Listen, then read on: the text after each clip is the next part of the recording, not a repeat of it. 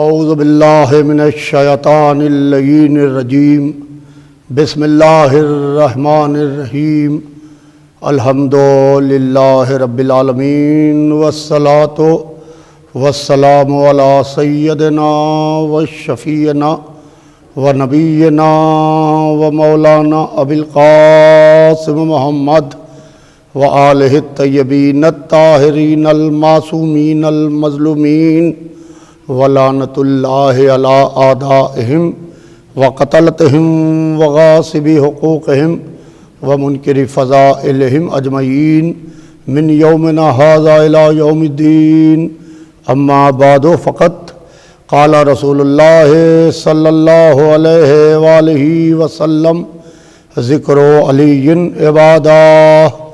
حضور سرور کائنات کا ارشاد گرامی ہے کہ اے علی تمہارا تذکرہ عبادت ہے، تمہارا ذکر عبادت ہے۔ کیوں عبادت ہے؟ کیونکہ رسول وجہ بیان کر رہے ہیں، کہہ رہے لے انا ذکری ذکرہ، تمہارا ذکر میرا ذکر ہے، ذکری ذکر ذکر اللہ، میرا ذکر اللہ کا ذکر ہے، ذکر اللہ العبادہ، اور اللہ کا ذکر عبادت ہے۔ یعنی بات علی سے شروع ہوتی ہے تو علی سے نبی تک جاتی ہے، نبی سے خدا تک جاتی ہے، خدا سے جا کے عبادت پر تمام ہوتی ہے۔ تو اللہ اکبر، کوئی بندہ ایسا تو ہو لے کہ جس کا ذکر خالی اس کا ذکر نہ ہو، اس میں ذکر نبی بھی چھپا ہو، ذکر خدا بھی چھپا ہو، اور عبادت بھی چھپی ہو۔ عزیزان محترم، علی ابن ابی طالب اور حضور سرور کائنات نے کہا کہ علی تمہارا تذکرہ عبادت ہے، تمہارا ذکر عبادت ہے، نماز عبادت ہے، رمضان کے روزے عبادت ہیں، حج عبادت ہے۔ یہ رمضان کا مہینہ ہے جسے ہم شہر اللہ کہتے ہیں۔ ہر مہینے کا احترام نہیں ہوتا، اللہ کے مہینے کا احترام ہوتا ہے۔ میں رک کے اپنے سننے والوں کو اس حسینی چینل کے حوالے سے آج اس مجلس میں جو اس وقت مجلس حسینی چینل کے حوالے سے نشر ہو رہی ہے لاک ڈاؤن کے تھرڈ فیز میں، کہ ہمارے یہاں جو معیار ہے وہ اللہ کی ذات ہے، وہ اللہ کی ذات ہے، اور جو چیز اللہ کی وجہ سے محترم ہو جائے تو ہم اس کا بھی احترام کرتے ہیں۔ سال کے 12 مہینے ہیں، ہم ہر مہینے کا احترام نہیں کرتے۔ ہم رمضان کا احترام اس لیے کرتے ہیں کہ یہ اللہ کا مہینہ ہے، شہر اللہ ہے۔ ہم ہر کتاب کا احترام نہیں کرتے۔ قرآن پاک کو باوضو اس لیے چھوتے ہیں کہ یہ کتاب اللہ ہے۔ ہم ہر گھر کا طواف نہیں کرتے، کعبے کا طواف اس لیے کرتے ہیں کیونکہ وہ بیت اللہ ہے۔ ہر جانور کا احترام نہیں کرتے، ہر پہاڑی کا احترام نہیں کرتے۔ ہم صفا و مروہ و قربانی کے جانور کا احترام اس لیے کرتے ہیں کیونکہ وہ شاعر اللہ ہے۔ تو رک کے سنیے گا کہ کعبہ اس لیے محترم کہ بیت اللہ، قرآن اس لیے محترم کہ کتاب اللہ، رمضان اس لیے محترم کہ شہر اللہ، صفا و مروہ و قربانی کا جانور اس لیے محترم کہ شاعر اللہ۔ تو پھر رک کے مجھے کہنے دیجئے کہ محمد اس لیے محترم کہ رسول اللہ، علی اس لیے محترم کہ ولی اللہ۔ یہ ہے علی ابن ابی طالب علیہ السلام۔ علی کا تذکرہ عبادت ہے، نماز عبادت ہے، رمضان کے روزے عبادت ہیں، حج عبادت ہے، مگر ہر عبادت کے لیے وقت مقرر ہے، سن مقرر ہے، سال مقرر ہے، عمر مقرر ہے، لباس مقرر ہے، جگہ مقرر ہے، دن مقرر ہے، مہینہ مقرر ہے۔ قربان جائیے ذکر علی کے کہ نہ وقت کی ضرورت، نہ سن کی ضرورت، نہ سال کی ضرورت، نہ عمر کی ضرورت، نہ لباس کی ضرورت، نہ جگہ کی ضرورت۔ جس کا دل چاہے، جب دل چاہے، جہاں دل چاہے، یہ عبادت کر کے اپنی بھی آخرت سنوار لے، دوسرے کی بھی آخرت سنوار دے۔ یہ ہے علی ابن ابی طالب علیہ السلام۔ زمانہ کیا سمجھے گا علی ابن ابی طالب کو؟ اللہ اکبر، آج اس لاک ڈاؤن کے موقع کے اوپر اگر کوئی ایک صدا آ رہی ہے تو خدا کی قسم وہ صدا آ رہی ہے کہ یا علی مولا، حیدر مولا، کیونکہ علی ابن ابی طالب سے منسوب ہیں یہ راتیں، علی ابن ابی طالب سے منسوب ہیں کیونکہ یہ دن अली इब्न अबी तालिब से मंसूब हैं। 19वीं रमज़ान, 20वीं रमज़ान, 21वीं रमज़ान, ये रातें, ये दिन मौला अली से मंसूब हैं। आज चाहने वाले बहुत बेकरार हैं, क्योंकि वो चाहते हैं कि अपने मौला का ताबूत उठाएं, वो चाहते हैं अपने मौला का ताबूत सजाएं। अल्लाह अल्लाह, क्या शान है मेरा मौला अली इब्न अबी तालिब की कि अली इब्न अबी तालिब ने दुनिया को ठोकर मार दी। और अली इब्न अबी तालिब, दुनिया जब अली के पास आती थी तो अली इब्न अबी तालिब ठोकर मार देते थे कि नहीं, मुझे दुनिया नहीं चाहिए, इसलिए कि ये अबू तुराब है, तुराब की बनी दुनिया की क्या तमन्ना करे। अली अबू तुराब हैं। बार बार ज़माना अली के पास आता था, अली कहते थे नहीं, मुझे तुम्हारे शराइत मंजूर नहीं है, मुझे तुम्हारे शराइत मंजूर नहीं है।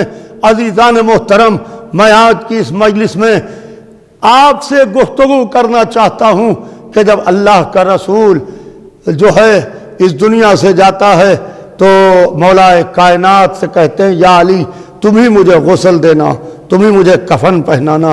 अली इब्न अबी तालिब गुस्ल दे रहे हैं और अली इब्न अबी तालिब अब्बास इब्न अब्दुल मुत्तलिब को लेके आते हैं और उनकी आंखों पर पट्टी बांधते हैं।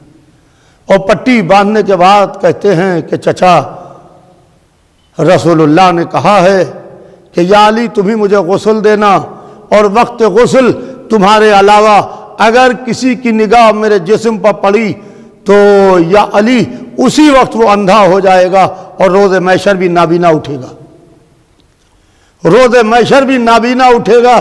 ये कहने के बाद मौलाए कायनात ने अब्बास इब्न अब्दुल मुत्तलिब की आंखों पर पट्टी बांधी, और पट्टी बांधने के बाद अली इब्न अबी तालिब अलैहिस्सलाम ने कहा कि चचा आप पानी देते रहिएगा। वो पानी देते रहे, अली और रसूलुल्लाह को गुस्ल देते रहे। जब गुस्ल दे चुके तो मौलाए कायनात आगे बढ़े, कफन वफन पहना के, तो चाहा कि अब्बास इब्न अब्दुल मुत्तलिब की आंखों से पट्टी खोलें, तो वो कहते हैं कि नहीं भतीजे ज़रा अपना हाथ दो। कहा चाचा हाथ क्यों मांग रहे हैं? कहा हाथ इस वास्ते मांग रहा हूँ कि मैं तुम्हारे हाथ के ऊपर बैअत करना चाहता हूँ। जब ज़माना ये देखेगा कि रसूल के चचा ने बैअत कर ली है अली के हाथ पर, तो ज़माना भी तुम्हारे हाथ पर बैअत कर लेगा। अली इब्न अबी तालिब ने अपना हाथ नहीं दिया, बल्कि अली ने आंखों से पट्टी खोल दी।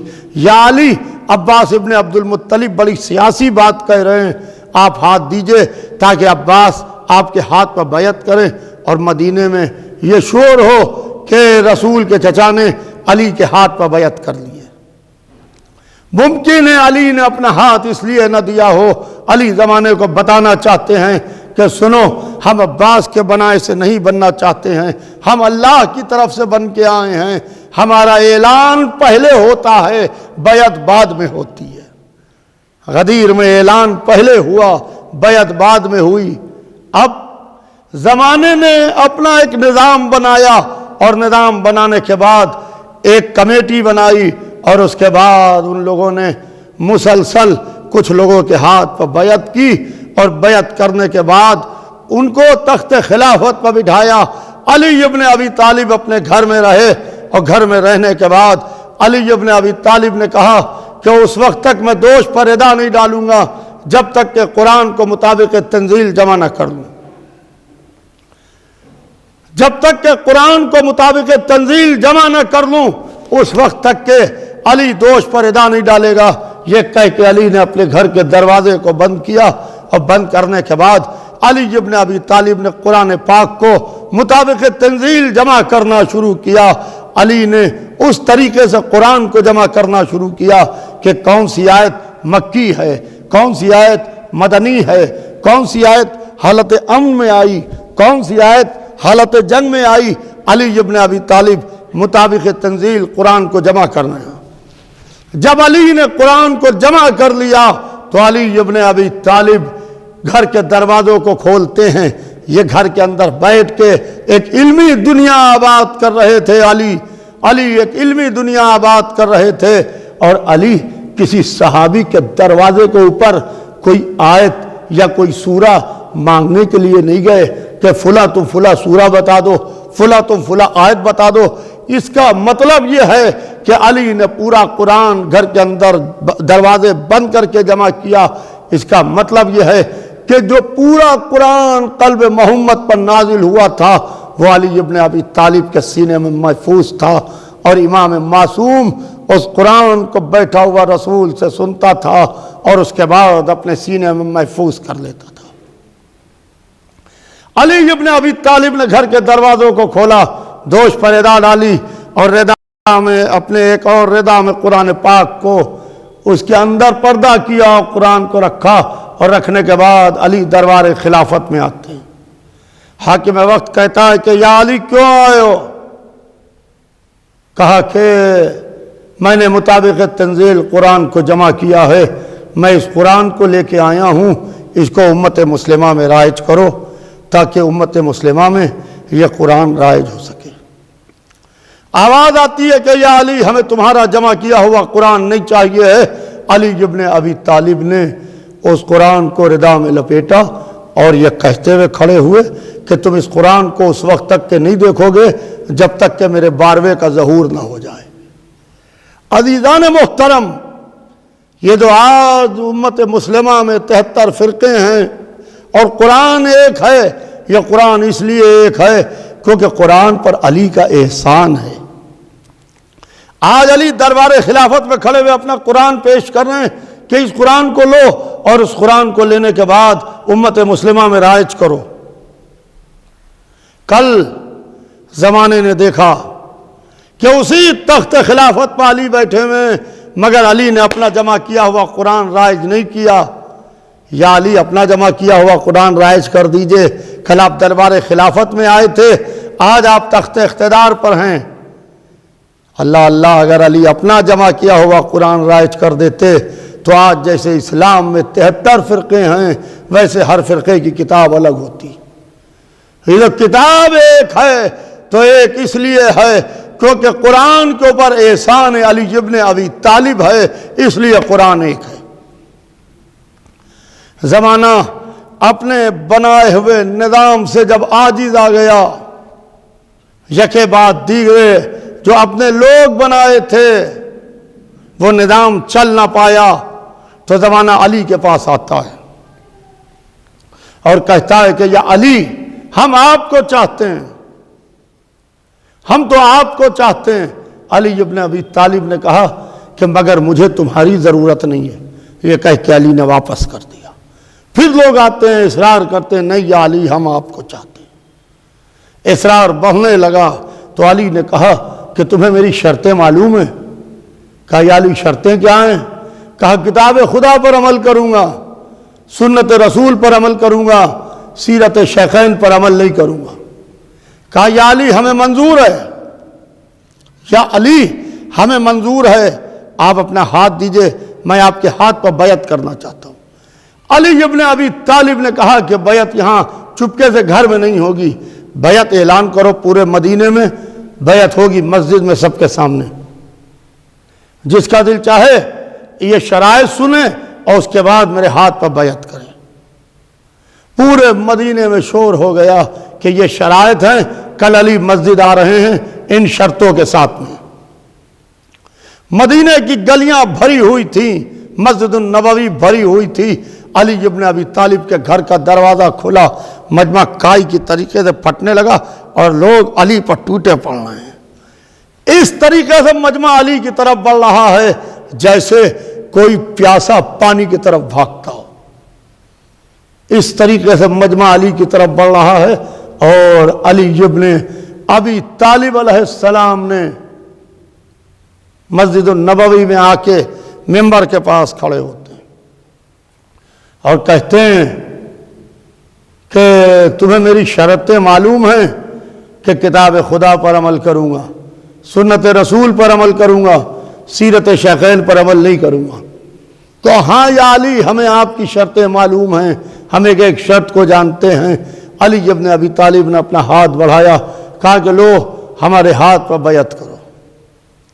کوئی گھبرا کے یہ نہ کہہ دے کہ چوتھی منزل پر علی کے ہاتھ پر بیعت ہوئی، علی بیعت سے نہیں بنے، اس لیے کہ غدیر میں اعلان پہلے ہوا، بیعت بعد میں ہوئی۔ جو منتخب کردہ پروردگار ہوتا ہے، جس کو اللہ منتخب کرتا ہے، زمانے کی بیعت سے وہ نہیں بنتا ہے بلکہ زمانہ اس کی بیعت سے بنتا ہے۔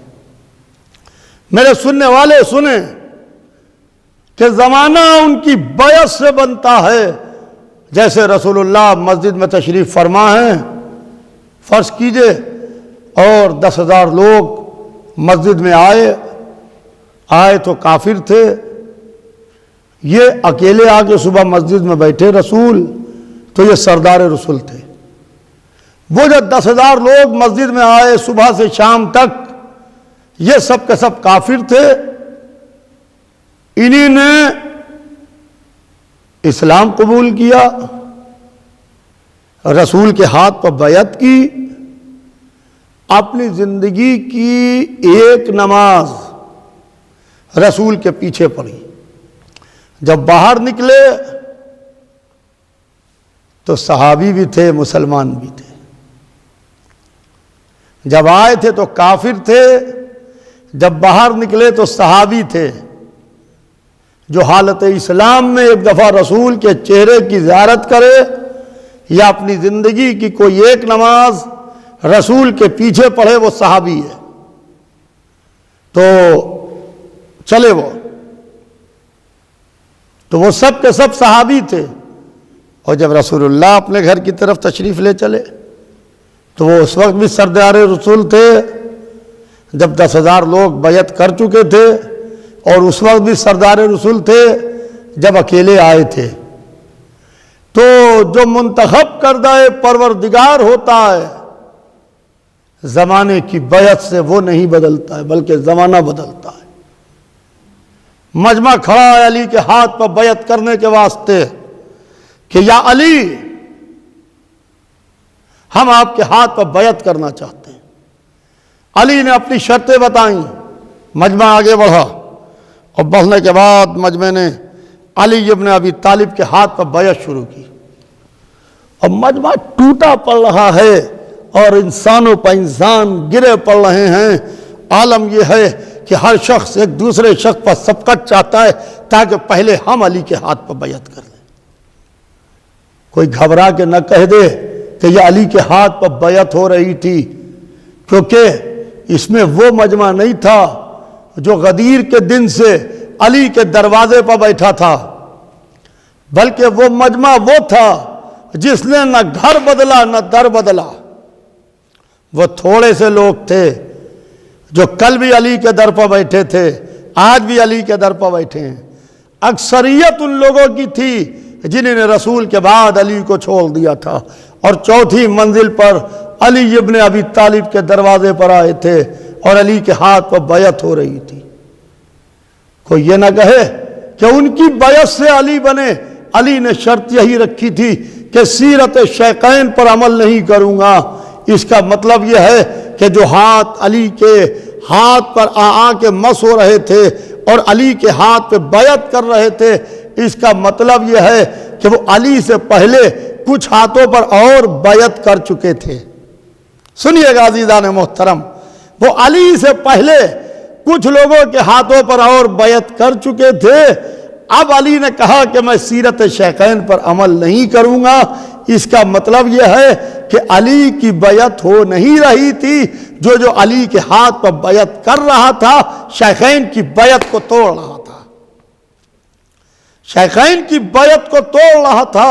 اور عالم یہ ہے عزیزان محترم، جب مجمع بیعت کر چکا تو علی ابن ابی طالب نے اپنے ابا کے دامن کو گردانا، اور ابا کے دامن کو گردانے کے بعد علی ابن ابی طالب منبر کی طرف بڑھے۔ میرے چھوٹے بھائی سنیں، اس حسینی چینل کے حوالے سے میری مائیں میری بہنیں سنیں کہ عرشہ منبر پر رسول بیٹھتے تھے۔ رسول کے بعد جب خلیفہ اول آئے تو وہ احترام رسول میں ایک سیڑھی نیچے اتر کے بیٹھے۔ خلیفہ دویم احترام خلیفہ اول میں ایک سیڑھی نیچے اتر کے بیٹھے۔ خلیفہ سیوم احترام خلیفہ دویم میں ایک سیڑھی اور نیچے اتر کے، ایک عرشہ تھا، 3 سیڑھیاں تھیں، عرشے پر رسول بیٹھ چکے، تینوں سیڑھیوں پر تینوں خلیفہ بیٹھ چکے۔ اب عالم یہ ہے کہ علی ابن ابی طالب کہاں بیٹھے، کیونکہ مجمع نے بیعت تو کر لی، عادی ہو گئے تھے رسول کے زمانے میں یوں، پھر رسول کے بعد آہستہ آہستہ یوں ہو گئے تھے، سر جھک گیا تھا۔ اب یہ چاہتے تھے کہ علی کہاں بیٹھیں گے۔ علی نے شرط ہی یہی رکھی تھی کہ سیرت شیخین پر عمل نہیں کروں گا۔ اب آ کے دامن کو گردانا، ممبر کی پہلی سیڑھی پر پیر رکھا، دوسری سیڑھی پر پیر رکھا، تیسری سیڑھی پر پیر رکھا، اور علی ابن ابی طالب تینوں سیڑھیوں پر پیر رکھ کے زمانے کو بتا رہے ہیں کہ میں اپنے سے پہلے کے نظام کو اپنے پیروں تلے کچل کے اس جگہ کو پر آ کے بیٹھے جہاں رسول بیٹھتے تھے۔ بحمدللہ حق اپنی جگہ کو پر آ گیا۔ کسی نے مسجد النبوی میں کھڑے ہو کے کہا کہ یا علی یہ کہاں بیٹھ گئے تم، یہ عرشہ منبر پر کہاں، یہاں تو رسول بیٹھتے تھے، یہاں آپ کہاں بیٹھ گئے؟ علی ابن ابی طالب نے کہا کہ نادان، تو اس لکڑی کے منبر کی بات کر رہا ہے، یہ قدم تو دوش محمد تک جا چکے ہیں، یہ قدم تو دوش محمد تک جا چکے ہیں۔ اللہ اللہ، جس کے قدم دوش محمد تک جا چکے ہوں، یہ وہ علی ہے کہ یہ علی 19ویں رمضان کی رات کو اپنی بیٹی شہزادی ام کلثوم کے مہمان تھے۔ 18ویں رمضان کا دن گزرا، رات ہوئی، بیٹی نے چاہا کہ باپ ہمارے یہاں افطار کرے۔ علی بیٹی کے یہاں آئے، شہزادی ام کلثوم نے دسترخوان لگایا، جو کی روٹی، پسا ہوا نمک، ایک کاسے میں شیر لا کے رکھا۔ علی ابن ابی طالب سے کہا کہ بابا یہ افطار آپ اس سے کیجیے گا۔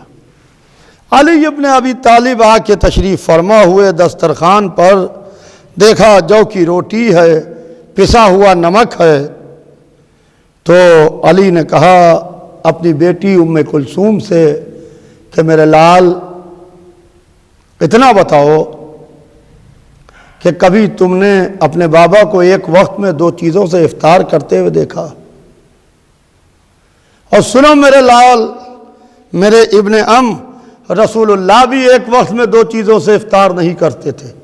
بیٹی چاہتی ہے جو کی روٹی کو ہٹا دیں، علی ابن ابی طالب نے کاسہ شیر کو ہٹا دیا، کہا کہ میرے لال کاسہ شیر کو ہٹا دو۔ علی نے جو کی روٹی سے افطار کیا۔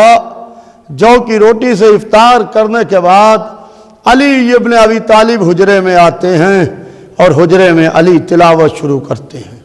سورہ روم کی تلاوت کی، سورہ عنکبوت کی تلاوت کی، اور علی ابن ابی طالب نے دعائے جوشن کبیر کی تلاوت کی۔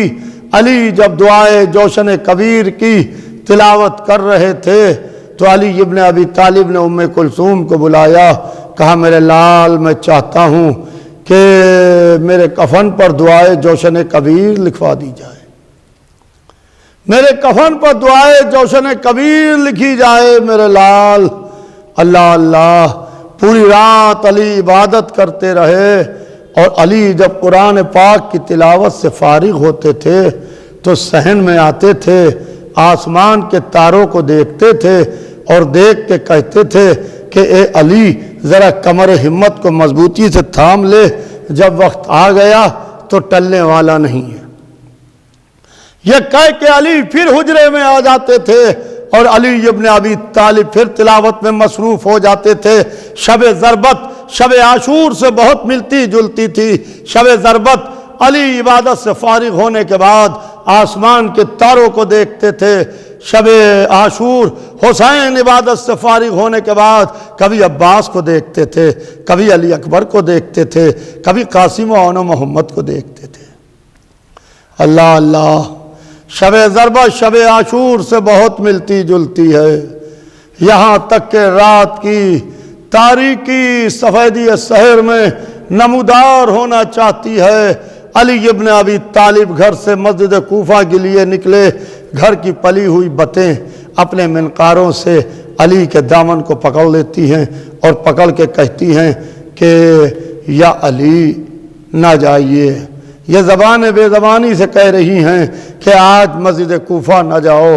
علی نے ان بتوں کے لیے وصیت کی کہ میرے لال اگر ان کے کھانے و پانی کا اہتمام کر سکنا تو خیر ہے، اگر نہ کر سکنا تو انہیں آزاد کر دینا، یہ زمین خدا پر اپنے رزق کو خود تلاش کر لیں گی۔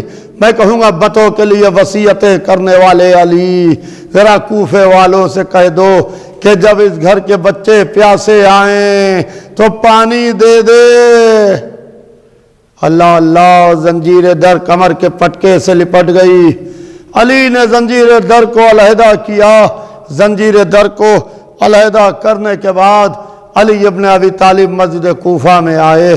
مسجد کوفہ میں گلدستے پر آتے ہیں، گلدستے پر آ کے علی اذان دیتے ہیں، اللہ اکبر۔ علی کی آواز ہوا کے دوش پر بلند ہوتی ہے، اور کوفے کا کوئی گھر ایسا نہیں ہے جس میں علی کی اذان کی آواز نہ سنی گئی ہو، ہر گھر میں آواز سنی گئی۔ حذیفہ کی زوجہ نے سنی، شانہ ہلایا، حذیفہ علی اذان دے رہے ہیں، علی اذان دے رہے ہیں۔ علی ابن ابی طالب محراب میں آتے ہیں، پہلی رکعت کے دوسرے سجدے سے سر اٹھاتے ہیں کہ خدا لعنت کرے عبد الرحمن ابن ملجم مرادی ملعون کے اوپر کہ اس کی زہر آلود تلوار سر علی کے اوپر پڑی۔ مسجد کے قندیلیں آپس میں ٹکرا ٹکرا کے گل ہو گئیں۔ لتا حدمت واللہ ارکان الہدا قد قتل امیر المومنین، علی قتل کر دیے گئے۔ ایک آواز بلند ہو رہی تھی، علی خاک مسجد کو اٹھاتے تھے اور سر پر ڈالتے تھے، زخم سر پر رکھتے تھے اور کہتے تھے کہ فزت برب الکعبہ، فزت برب الکعبہ، رب کعبہ کی قسم علی کامیاب جا رہا ہے، رب کعبہ کی قسم علی کامیاب جا رہا ہے۔ ہاں عزیزوں، باب کندہ سے حذیفہ ابن ملجم کو گرفتار کر کے لے کے آتے ہیں، اس کی مشکیں بندھی ہوئی ہیں۔ علی کہتے ہیں کیا میں تیرا برا امام تھا؟ بتا ابن ملجم میری خطا کیا ہے؟ کیا میرے ذمے کسی کا کوئی قرض باقی تھا؟ کیا میرے ذمے کسی کا کوئی قرض باقی تھا؟ کیا میں نے کسی کے اوپر کوئی ظلم کیا تھا؟ تو وہ کہتا ہے یا علی، جسے جہنم اپنی طرف کھینچے اسے کون روک سکتا ہے؟ اللہ اللہ، عالم یہ ہے کہ 19ویں رمضان کی صبح علی نے اپنے قاتل سے پوچھا کہ میری خطا بتا، اور عصر عاشور حسین نے عمر سعد سے کہا کہ سعد کے بیٹے میری خطا کیا ہے؟ تو مجھے کیوں قتل کرنا چاہتا ہے؟ ظالم قتل تو کر دیتا ہے مگر عیب نکال نہیں سکتا، کیونکہ امامت میں کوئی عیب ہوتا نہیں تو نکالے کہاں سے؟ اللہ اللہ، کہا کہ بیٹا حسن ابن ملجم کی مشکیں کھلوا دو۔ حذیفہ سے کہا حذیفہ اس کی مشکیں کھول دو، دیکھتے نہیں خوف سے اس کی آنکھوں میں حلقے پڑ گئے ہیں۔ میں کہوں گا ابن ملجم کی مشکیں کھلوانے والے یا علی، ذرا کوفے والوں سے وصیت کر دیجئے کہ جب زینب کے بازو میں رسی بندھی ہو، جب سکینہ کے گلے میں ریسوان ستم ہو، تو یا علی اس وقت کوفے والوں سے کہیے گا کہ کوفے والوں ان کے بازوؤں کی رسیاں کھول دینا، یہ محمد کی نواسیاں، یہ علی و فاطمہ کی بیٹیاں، رسن بستہ کربلا سے کوفہ، کوفے سے شام، دیار بدیار۔ اللہ لعنت اللہ علی القوم۔